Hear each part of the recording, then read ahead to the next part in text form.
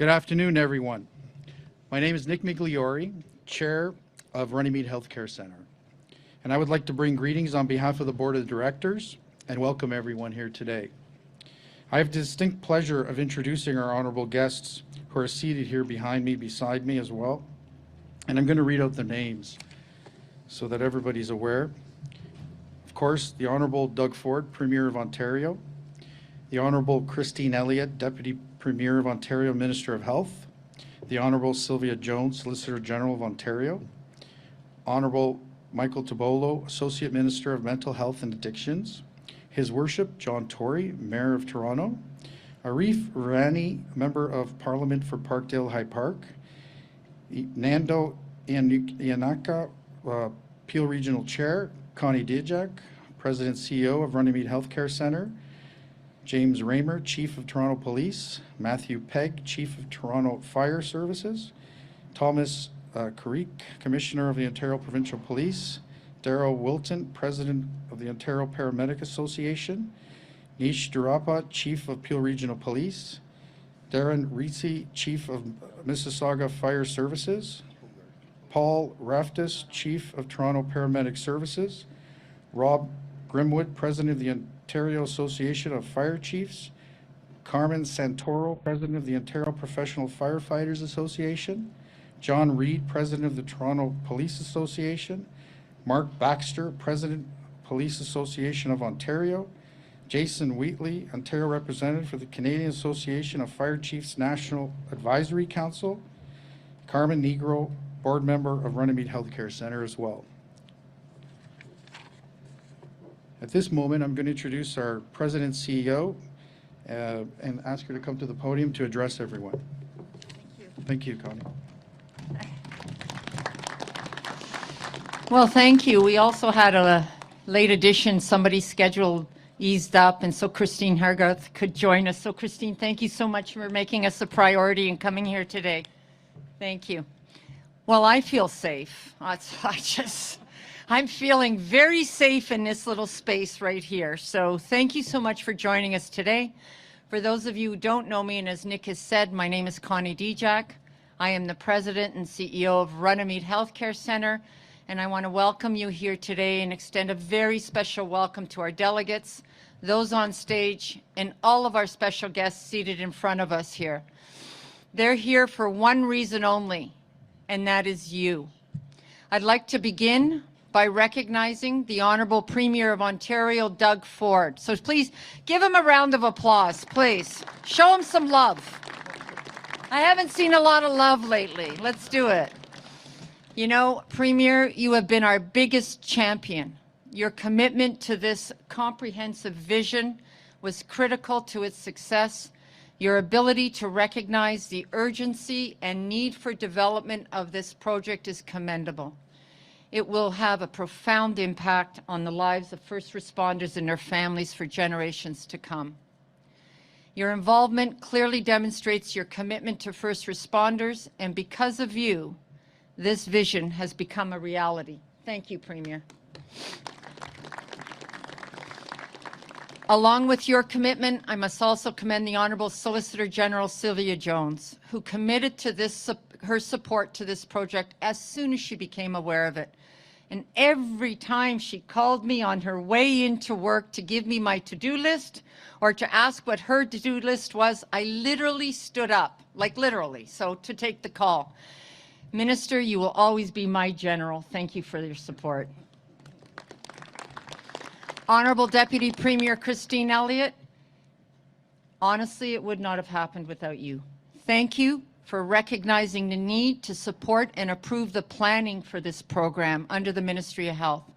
The capital planning process is well underway, and we expect to submit our final costs next month.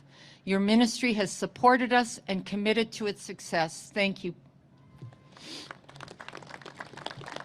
Honourable Michael Tobolo, Associate Minister of Health and Addictions, you championed this vision from the beginning, including coordinating an extremely important piece and providing an introduction to the Peel Regional Chair, Nando Iannicca, and attending the meeting when we presented. Minister, thank you. You are a big, big, big part of today's success. There you are. Regional Chair Iannicca, your involvement made this project a comprehensive vision, and your generosity and leadership was critical. Thank you to you and your regional council. I would now like to recognize Member of Parliament Arif Virani. Arif, you immediately supported the vision and recognized the critical role the federal government has in treating frontline healthcare workers and first responders. You ensured we remained a priority with the federal government and did not stop until the support was secured. You were relentless, and for that and your support, we owe you our thanks. Thank you. And I look forward, now that we have this federal connection, to working with Dr. Nick Carlton, Scientific Director of Canadian Institute for Safety Research and Treatment, who has championed our vision as well, and I know he's watching virtually, so thank you so much. Mayor Tory, I want to thank you for immediately expressing your support. I think your exact words was, "How can I help?" And that was so comforting. I look forward to working with the city in your office as we continue to plan for this wonderful facility.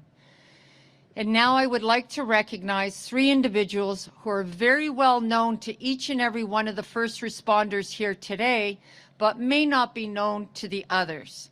Carmen Santora, President of the Ontario Firefighters Association, Mark Baxter, President of the Police Association of Ontario, and John Reid. Guys, stand up. Just for a minute. Where are you? Stand up. The dedication you've served to your members is inspiring. Your support and input and commitment has made this proposal what it is. You were available 24/7 and not only continued to advocate for this worthwhile project, you made sure the needs of the dedicated frontline first responders were always front and center in the cause. Thank you. All of the individuals on stage here played a vital role in our success. Toronto Police Chief Jim Raymer, Toronto Fire Chief Matthew Pegg. Come on, show them some love, guys. Ontario Provincial Police Commissioner Thomas Craig. All the chiefs of fire, police, and paramedics. Come on, let's give them a round of applause.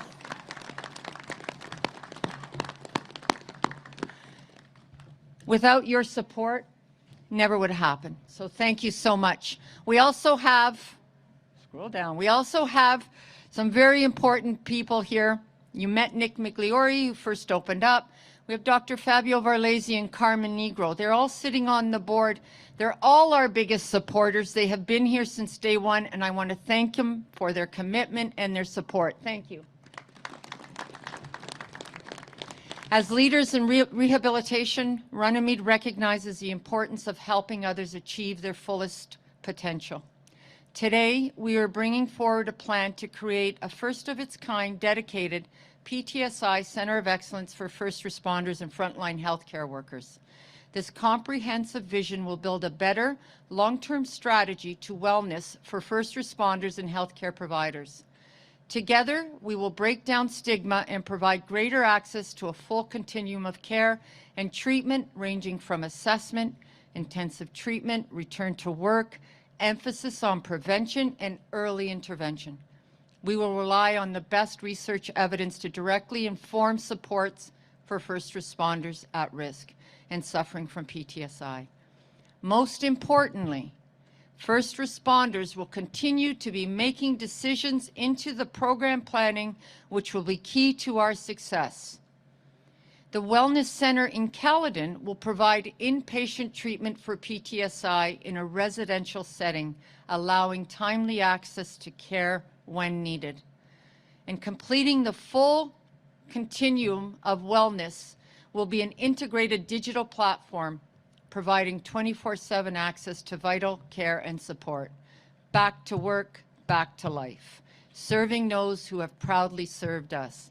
We will provide the right care in the right place at the right time. I want to thank you all for coming and showing your support today. And before I introduce our Premier of Ontario, I would like to thank my family. Tom, Katie, Ari, and Peter, thank you. Now, without further delay, Please join me in welcoming the Premier of Ontario, and I want to hear some love for the Premier, please. Premier Doug Ford. Oh boy, you can't ask for a better, bigger and better supporter than Connie. Well, good afternoon, everyone, and it's great to be here. And again, Connie, I want to thank you for the introduction and everyone at Runnymede Health for having us here today. But Connie, you were so kind and you know, you're very humble, but everyone here knows why this is happening. It's happening because of Connie. And when,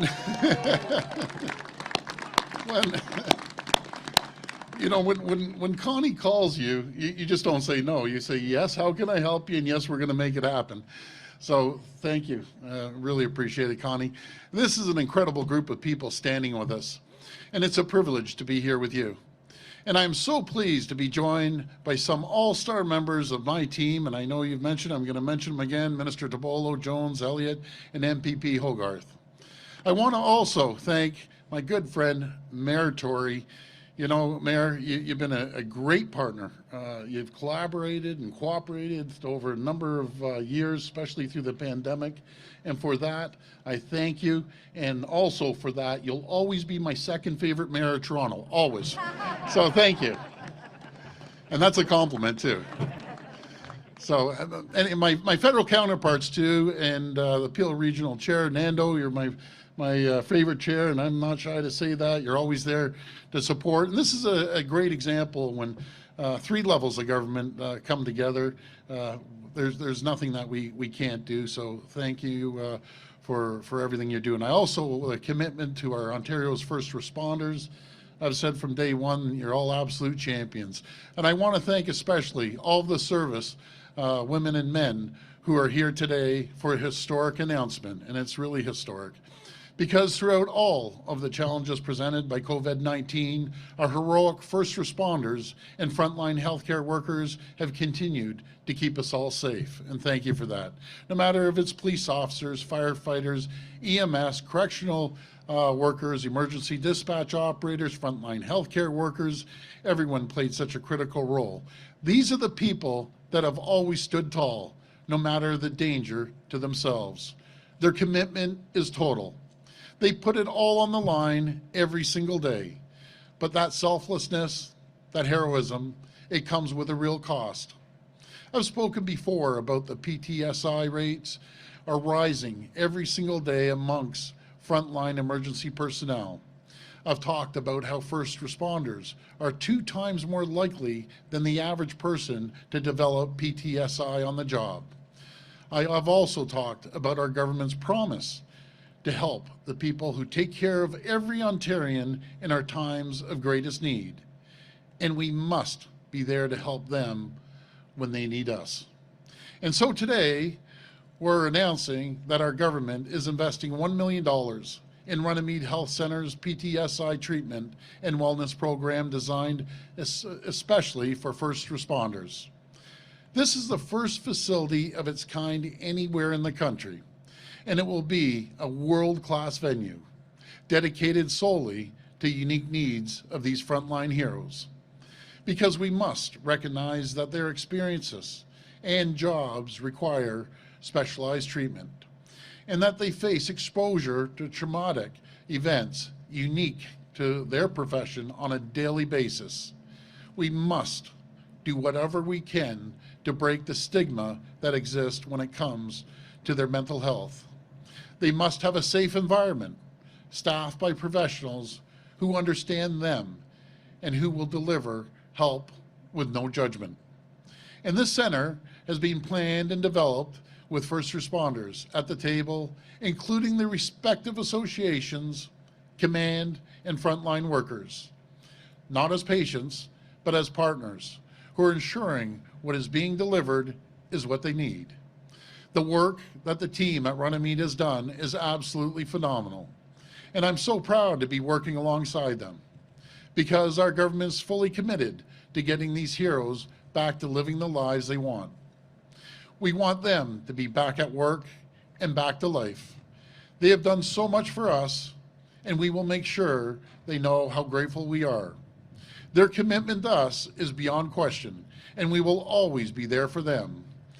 My friends, our government is on a mission to build Ontario for the future, to get shovels in the ground for the critical infrastructure that a growing province needs. And we couldn't be prouder to have new facilities for first responders, wellness, be part of building Ontario for everyone. I want to thank you, and may God always bless Ontario's first responders. Thank you.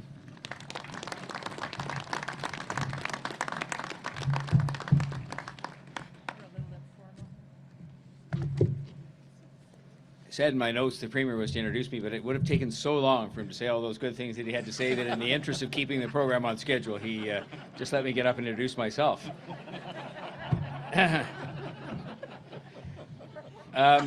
Connie, you said that you stand up when Sylvia Jones calls you. I want you to know when you call me, I stand up. So I just want you to know that. And, you know, this is a special occasion to be here because it is the first of its kind. And I do want to begin by thanking the Premier and the Government of Canada. Arif is representing the government here today. I will introduce him when I'm through these remarks. But this is something that is very important because, you know, we all know people who watch television or go to a movie and are traumatized by seeing a person in distress, or by seeing someone having a heart attack, just portrayed on television, or seeing somebody who's been part of a tragic crime scene, or seeing somebody that is a part of a horrific fire scene. And people are traumatized by seeing that on television or on a movie. But people that are here today, and many others that serve with them, have to experience that each and every day in serving and protecting us. And so if there are people who are traumatized by seeing that on television or in a movie, imagine when you see it as part of your duty and your responsibilities, which these people take as a privilege. But nonetheless, seeing that over and over again and the impact that's going to have on you. And so it's something that I've come to recognize as I've sat as a member of the police board, as I've gone out with Chief Pegg and Chief Jessup to fire scenes and with the paramedics, because I see just a sliver of the real life that people experience in serving and protecting us. And so the notion that we should now have something that is going to stand as a place where those people can be comforted, can be supported, can be treated, can have a chance to recover is extraordinarily important, especially when you take into account what these women and men do for us. You know, the fact is, a city this big, and I'll talk on behalf of any city, it doesn't really matter, and I'm so pleased that Nando's here today because I'm such a believer, as he knows, in this region and the strength of this region and all of us working together with the other governments to do good things for people. But the fact of the matter is that our cities, our regions could not function without the first responders and the job that they do every single day. But we also know the reality of the toll that these jobs take on their lives. You know, I think people forget beyond what you see in the job that you have, if you're a first responder, that firefighters and paramedics and healthcare providers, they're all human beings too. So among that group of human beings, just like all the rest of us, there are going to be the normal stresses and strains that people face that can lead to post-traumatic stress syndrome. And so and getting that help is more complex. It just is. I mean, it's a fact of life that the jobs are different, the responsibilities are different, the expectations, even the publicity sometimes associated with these kinds of things are different. So there's a different and more complex need that is created, and that is what this center is going to do. I will just say the sheer number of people here indicates the support everybody has for this. I think this is a strong step in the right direction. And Toronto and Peel will now become home to the assessment center here and to the treatment facilities in Peel. And then again, that's a great example of how we can work together with the province and the feds and as a region to make sure everybody is well treated and can get back to work. But more important than getting back to work, they can be healthy. I, of course, want to acknowledge the initiative undertaken because I remember Connie calling me. I did stand up right away, as I was in the habit of doing, and just said, how can I help? Because I thought it was such an outstanding, timely idea, because you hear each day of the stress and strain that is taken on first responders and healthcare frontline workers in carrying out their duties. And so in thanking all of you, I want to say that I'm proud this is happening, you know, once again in our city, in our province, in our country. It's not unusual for us to be doing these kinds of things first, just as we've led the way, I think, in many respects in the pandemic. And that is because we work together to do these things. We're not focused on the division that has been so much evident in recent times. We're focused on things we can do together to support people, in this case, frontline responders and frontline healthcare workers. And if we can focus more and more on doing that each and every day, this will become an even better place to live. And on that note, I would like to invite someone who is himself a great cooperator and collaborator and a great partner for the City of Toronto, somebody I've had the privilege of working with for a number of years now, and that is Arif Virani, who is going to speak on behalf of the Government of Canada. Thank you.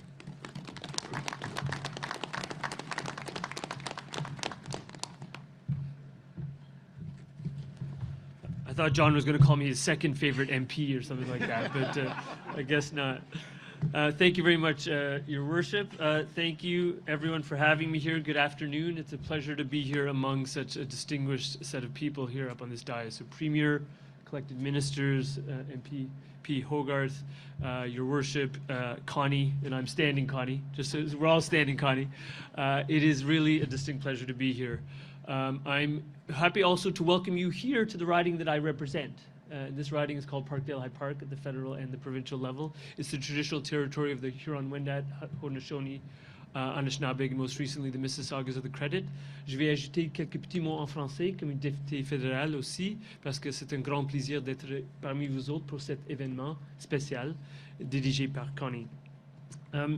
It's really a testament to sort of all of you, and I have some prepared notes here, but I just want to tell you a tiny bit about Runnymede beyond just what Connie and her team has been able to establish and accomplish. But Runnymede has been around for about 7 decades serving this community, and it's really a testament to what it does for a living. And it helps people in terms of their rehabilitation and just getting better. And also, you know, every speaker has touched upon the pandemic, and the pandemic is obviously something that's present for all of us and has been for about 2 years now. During the pandemic, this community, like many communities, like this entire city, like this entire country, got behind public health guidelines, vaccines, masking, etc. And that's really, really important. But also important is when you have great healthcare institutions like Runnymede joining with the public, providing that information, providing vaccine clinics, providing a sense of security to people that had genuine questions. That's the kind of work that Runnymede does all the time in terms of taking care of people. And what I'm really pleased about this, as you've heard from many of the other speakers, is that now Runnymede, through Connie's leadership, is looking after the people such as yourselves, who I'm looking at right now, you who have been looking after all of us. And I mean this quite directly, and I'm not a man in uniform. I mean, we put on a tie and we pretend that's a politician's uniform. But what I've learned in this job very sincerely is that the men and women in this country, in whatever capacity, whether they're paramedics, firefighters, whether they're police officers, you know, you name it, people that put on a uniform do it with pride, they do it with purpose, but they're also human, as some of the previous speakers mentioned. And you guys are going through things that I can only just fathom, as the mayor mentioned, stuff that you might watch on a screen. And one thing that I've taken to heart as a member of parliament, and I think our government is trying to take to heart very seriously, is addressing stigma. And the fact that you've got somebody like Minister Tobolo, who's a minister for mental health and addictions, we've got someone similar to that, Carolyn Bennett, at the federal level. That's a critical statement by governments in this country about how present this issue is, but it's also critical for all of us to embrace where it manifests and addressing that stigma, because sometimes it is the brave people in uniform who are taught so much about bravery for whom that stigma is most acute. So I really salute Connie. Like, we've all made these jokes about Connie, about how fearful we are of her. And it's true, we are fearful of her. But what I also appreciate is that she made a point of saying, Arif, not only do we need to do this, but we need to do this at a dedicated facility. And I remember one conversation we had, she said, it's not that easy for these brave women and men in uniform to just walk into any old place, any old doctor's office, any old institution. Having a dedicated institution will both enhance their treatment, but also make them feel more comfortable. And that's when I really think Connie is at that next level, because she understands that. And I've seen that in her in terms of other things. In non-COVID times, I've been at Remembrance Day events at her hospital, and I've seen the amount of passion she brings to addressing the needs, providing respect and appreciation and gratitude for women and men in uniform. So thank you for continuing to do this today, Connie. It's really, really appreciated. So I've deviated wildly from my notes, and I don't have the teleprompter that Premier Ford and Connie had. But the main reason I'm here is to address the and I don't even have a hole punch. So I'm worried that the wind is going to come by and blow away my sheets. But what I want to say is that I'm here on behalf of my colleague, Minister Marco Mendicino, and his predecessor, Minister Bill Blair, who's well known to people like Chief Reimer and so many others, because we are getting behind this initiative. And what we are getting behind this initiative in doing is providing a funding of $1 million to support the feasibility study for this very initiative. And that's important because I think it's one thing to talk about how important these priorities are. It's the second thing to actually deliver monetarily in terms of financing these priorities. And what that money is going to hopefully be able to do is launch this PTSI center sort of into where it needs to go. And that's about providing innovative treatment. It's about gathering data. It's about hopefully not just treating the people that are coming in, but alleviating the number of people in the future that need to come in by addressing the root causes of what's causing PTSI among these valiant first responders. And I think that's really a testament of what we're trying to do as we go forward. And I'll say to you, as my hands get really, really cold and I struggle to turn these pages, that I'm distinctly proud to serve this community. I'm distinctly proud to do it when we've got such fine institutions led by such amazing individuals such as Connie and such as Runnymede. But I'm also distinctly proud to be able to serve and learn more while I serve in elected office from the men and women that I'm looking at right now, from all of you who do so much to look after us. It is high time we are looking after you, and I hope with this federal contribution, together with our provincial and municipal partners, we start to do a lot more of just that. Thank you very much for having me. Merci beaucoup. Congratulations, Connie.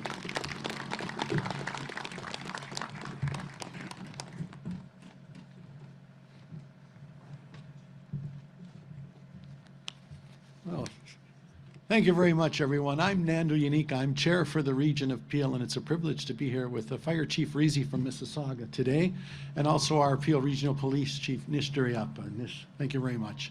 It's a very special day for me. I was first elected 34 years ago. So I've been dealing with first responders as a municipal councillor in Mississauga and as the regional chair for 34 years. I've also had the privilege of sitting as chair of our Police Services Board. And no one gives more at the municipal, provincial, and federal level than our first responders. And that's why this is such a special day. You know, all I have is thanks. I have thanks starting with my dear old friend, Michael Tobolo, who gave me a call, the minister. Michael and I first met 35 years ago working on a charitable venture that's ultimately been successful for seniors. He said, Nando, you've got to come and see me. You've got to meet Connie and Dr. Varlesi. We haven't never met them before. And so we went to his offices and they proposed exactly what we have here. And they kept talking and talking and talking. And I said, stop, stop. You had me at hello. And so it was that they needed a piece of land. And I said, on behalf of our council, we've got a piece of land. I didn't know which piece of land, but we got lots of land. We'll find you a piece of land for our first responders. And the next call I got was from Minister Jones, our local MPP, that said, Nando, I'm aware of the initiative. You've got to do all you can on behalf of the people of Peel, on behalf of the people of Caledon. You have my full support, and has followed me every step of the way to make sure that this thing gets done. And the next call that I got and spoke with, and Premier, he has a special hello for you today, our dear friend Alan Thompson. And you may be aware it's a little bittersweet. Mayor Thompson of Caledon has just announced he'll be leaving public service after 20 years and wants this to be part of his legacy. So when I called Alan, he said, Nando, you find us the land, we will zone it right away. We will have this thing up and running. It'll be serviced and ready to go. And then my last call was to Jennifer Innes, who also sends her best, Premier, and said, I'm the local councillor, consider this thing zoned. We are going to make this thing happen. And then we took it to our council, and that was a very short meeting, and we found you a 25-acre piece of land that in Peel on a bad day is $50 to $75 million. And we were happy to put it into the kitty for $2, to transfer it on to our first responders. And I will just say it is an idyllic piece of land because we found you the very best piece, in my opinion, that we have on a highway, but not far from the airport, so everybody can use the facility. But it is an oasis. And with this seed money, we are going to do the prep work. But I say, seed money, this thing's a done deal. We've got you your land. We need a little money for some bricks and mortar and the money to operate it, and this thing will happen. And that leads me to my last two comments after thanking my council colleagues for making this thing possible and allowing me to commit to it. The first is, as I said, it was the first chance I got to meet Connie Dejak. And you know the old adage that says if you're in the office and you want something done, you give it to the busiest person. Replace that with just call Connie and it'll get done. And that's what I've learned from her. And she's just been a stalwart, and she's been the nuclear engine that makes this thing run, and you just can't say no to her. She's absolutely right. But I've reserved my greatest accolades for the Premier. You know, I'd never met the Premier until this time. I've never been a member of a political party, by the way. 34 years, I'm just Nando. And I got to tell you, he has put his heart and soul into this on behalf of first responders. And I can let you in on a little secret. You know, the Premier gives his phone number out quite liberally, but says, you know, don't call me to wish me happy birthday or that, because he's a busy guy. But I've texted him from time to time, say, Premier, you've given us our marching orders. I found the land. Premier, we're doing this. Premier, I'm making sure you've got water, sewer, all the services, et cetera, et cetera. And after one of these long messages that's saying everything was on course, the Premier called me personally. And I said, oh, Premier, I'm sorry, I hope my last message was clear. And he said, it was. Oh, okay, did I forget something? No, Nando, not at all. I go, well, this call for, I just wanted to say thank you, because this means so much to me and our first responders. And this has to get done. And that's a measure of the man. So, Premier, to you and to everybody involved, I'm glad Peel can play our small part on behalf of our first responders in Peel, in the region, as John Tory says, for the province, for all of Canada. And as I said, we're not exploring anything. This thing's a done deal. We've given you a piece of land. I'm sure our provincial and federal partners are going to come through with the funding. And with Connie's plan and Dr. Verlese's plan, this thing is a reality on behalf of our first responders who have given us your all. Thank you very, very much. Thank you.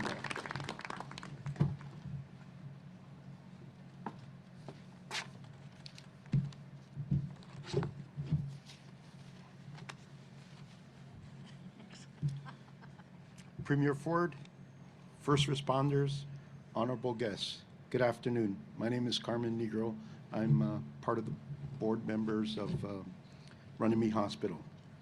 I would like to end this afternoon's event by thanking you for participating. Today marks a major milestone in the fight against PTSI. When Connie first approached me in 2019, I was thrilled and embraced the opportunity to work alongside her for this vital project for two major reasons. First of all, if you know Connie, her enthusiasm is contagious. And to anyone who has the pleasure of knowing her, you'll know. And like all of you, she's added so much positivity in our lives. Secondly, my memories of growing up in the city of Toronto, seeing our first responders, was my way of looking up to my heroes, all of you. Whether it was touring the local fire station or having a community police officer come and visit our school. And come on, who doesn't remember Elmer the elephant, the safety elephant?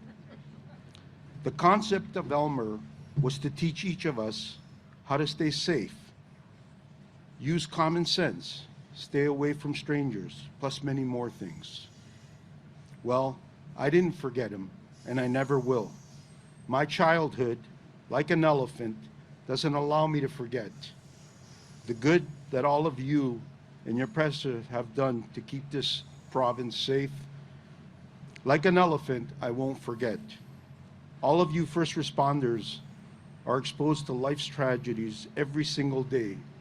And it's because of your unselfish sacrifices that allows the rest of us to live and sleep with peace of mind every night. I can't say it enough. Each one of you is my heroes, especially the guys out there in the back. Assisting Connie was my small contribution to ensuring this clinic and many more like it come to fruition. And through these centers, it will now be your time. It'll be your time to sleep and have a peace of mind. God bless each of you, and thank you for allowing me the opportunity to talk. I want to thank everybody here for the very kind words. And every time you said, I listened to Connie, my poor husband Tom cringed and laughed and thought, I thought it was only me. You're not special, hon. I'm sorry.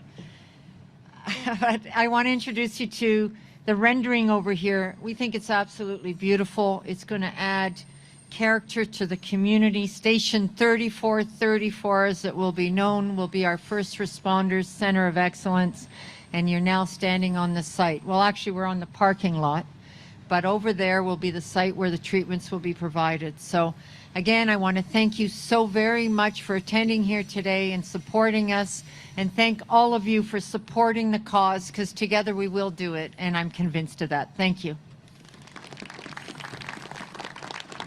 Is Tony Bavoda here? Is he gonna, where is he? All right, so is there going to be, you're ready to make media, you're cold? Well, we thought if we kept you cold, you'd be quick and nice.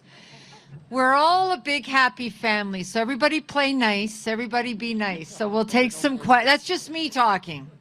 I've got the switch to turn all the microphones off, I'm just telling you. Okay, we're ready to take questions. If you have a question, just form a line behind the microphone. Just a reminder, it's one question and one follow-up. I thought you were going to stay up here, Connie, and take the questions. No, it's so good. You're the only people who don't want me. Excuse me. Hi, Premier. Matthew Bingley, Global News.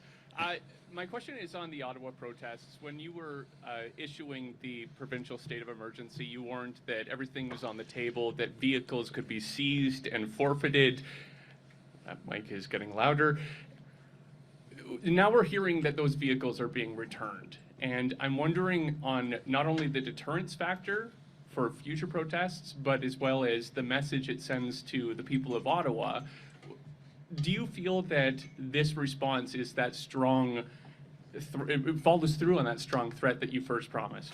Well, first of all, I want to thank all the police agencies across the country that helped out there. They showed absolutely great leadership, and absolutely. And you know, that's the first time that's ever happened, but I can assure you that we'll make sure it doesn't happen again, no matter if it's in Ottawa or holding up our trade corridors on the bridge that costs us $700 million every single day. We live in Canada. We just can't tolerate people holding 1 million people hostage.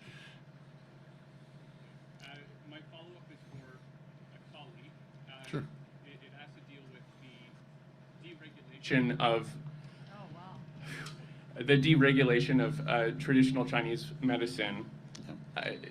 I'm wondering first why your government has decided that this needs to be a priority, and also what concerns you have about any just opening this up to anyone to place a needle in perhaps someone's body in an Ontario body.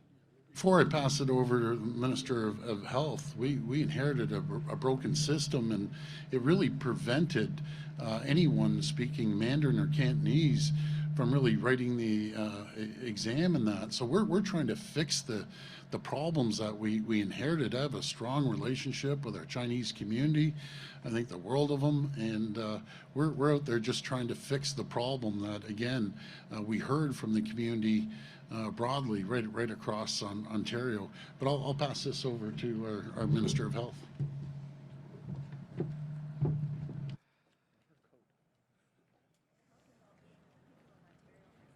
Been our government's first priority, and that remains the same. The Premier has spoken to some of the issues that were involved with some of the traditional Chinese medicine practitioners not being able to practice. But what we're proposing to do is to transition the regulation from the College of Traditional Chinese Medical Practitioners to the Health and Supportive Care Providers Authority of Ontario. And this is the same authority that regulates personal support workers as well. So we have confidence that they will do an effective job and that they will protect the interests of the people of Ontario. With respect to acupuncture, that is not going to be unregulated. That is going to continue to be monitored and regulated by the local public health agencies. Thank you. Is this one?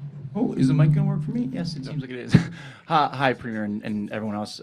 Premier, my question is for yourself and perhaps the Solicitor General, if she cares to weigh in. Yesterday morning, QP Briefing reported that a member of the Ottawa Police Services Board, well, now no longer a member, Bobby Sueda, had attended the protests in Ottawa Later on the evening, your office shared that all 3 provincial appointees to the Ottawa Police Services Board had resigned. What did the government learn between the morning and these members' decisions that led to those decisions? Pass that to the Solicitor General.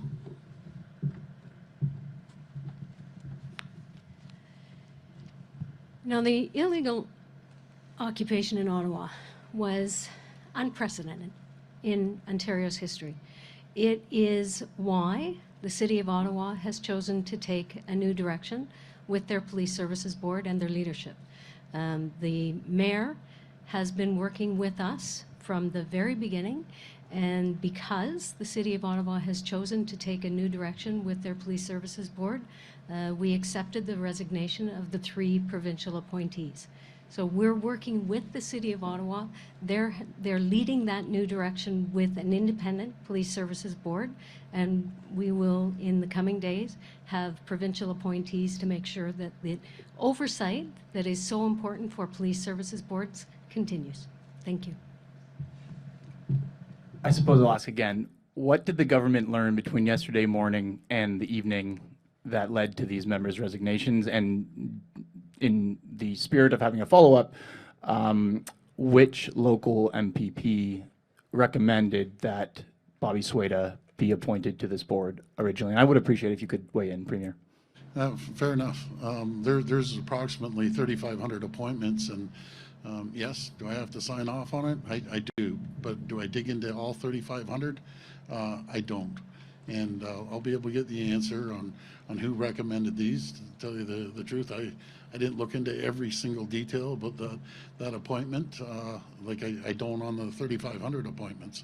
But I can assure you we're going to replace that board with 3 solid members that will be able to represent the people of Ottawa and support our police services in Ottawa. Thank you. Hey, good afternoon, Premier. A question about policing in the province that I think might be of interest to a lot of the people here.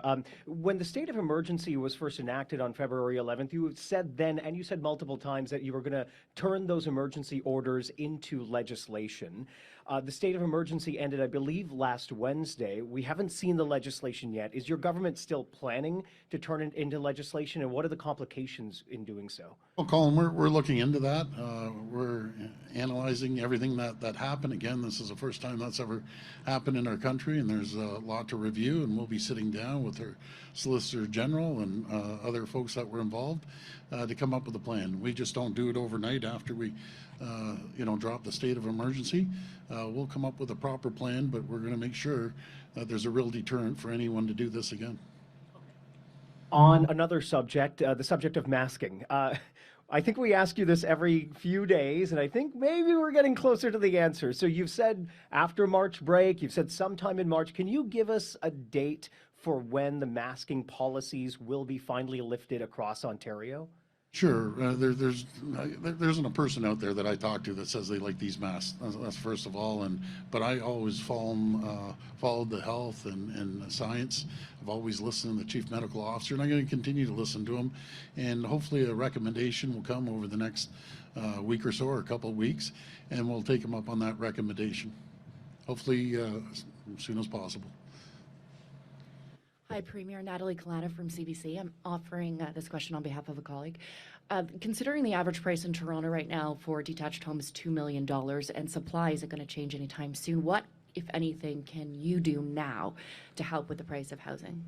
Well, I'll tell you what we have done. We had the largest housing starts, over 100,000 of them in 30 years, plus the largest rental starts in 30 years as well. We have to cut the red tape and all the bureaucracy. We're working collaboratively with all the municipalities, and I thought we had a really good meeting. I know Mayor Tory was there as well. All of us want to make sure that there's affordable housing right across the province. At one time it used to be just Toronto and the GTA. It's not. It doesn't matter if you go up north now. But we have a great housing plan. We had a great meeting with the mayors and the chairs across the region. And we're going to make sure that when applications go in, that they get approved as quickly as possible. They're going to make sure they, cross their T's, dot their I's. That's what we need to do. And there's a lot of tools that the province can always help the municipalities out as well. And we'll give them every tool possible to make us a lot quicker when it comes to getting housing starts. And if I may, just a second question for the Solicitor General regarding the Ottawa Police Board. I must have missed it. What was it that the government learned that led to those resignations? As I said previously, it was that the City of Ottawa had taken a new direction, a new leadership with their Police Services Board, and we worked together with the City of Ottawa. We have accepted the 3 provincial appointees' resignation letters, and in the coming days, we will appoint 3 new provincial appointees. I think it's really important for people to understand the process of what goes into becoming a member of a Police Services Board in the province of Ontario. It is a very rigorous process of individuals applying, of interview process, of police record checks, and then the interest and ability for them to perform their duties. The oversight duties of the police services boards is critically important. And the fact that the Ottawa City and Mayor have taken a new direction, we're following their lead. And as I said, we will have 3 provincial appointees very well represented in Ottawa. This will be our final reporter. Hi, Mr. Premier. This question comes in from Cynthia, and Cynthia's asking, we saw what Premier Kenney did in Alberta with the masking. He took away the powers from the actual municipalities to enforce or to create masking regulations. Are you going to do the same on Ontario, or will each individual municipality be able to regulate masks? Well, I've always been a strong believer in working with municipalities. You know, Mayor Tory's shown great leadership. We've worked together, not just with Mayor Tory, but other mayors.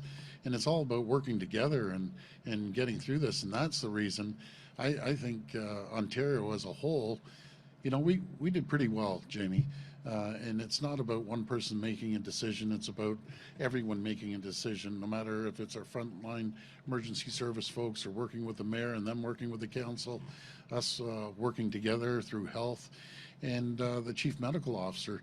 You know, the chief medical officer, Dr. Moore, has done an incredible job, and so did Dr. Williams prior to that. It's a real challenge. They're up all night working hard. And I've always said I'm not a medical expert. I've always referred to the chief medical officer.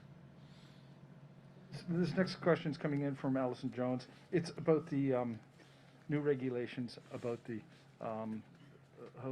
medicines that are now no longer regulated.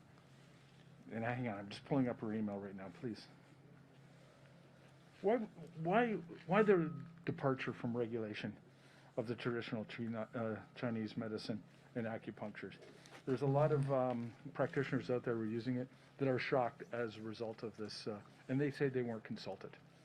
Well, I have the utmost respect for the Chinese community, and you know, we consulted with many people within that sector. And before I pass it to the Minister of Health again, I want to tell you the reason we did it. There was a tremendous amount of people that were prevented from being a practitioner because they had a language barrier. If they spoke Cantonese or Mandarin, they were out of luck, and I don't think that's fair.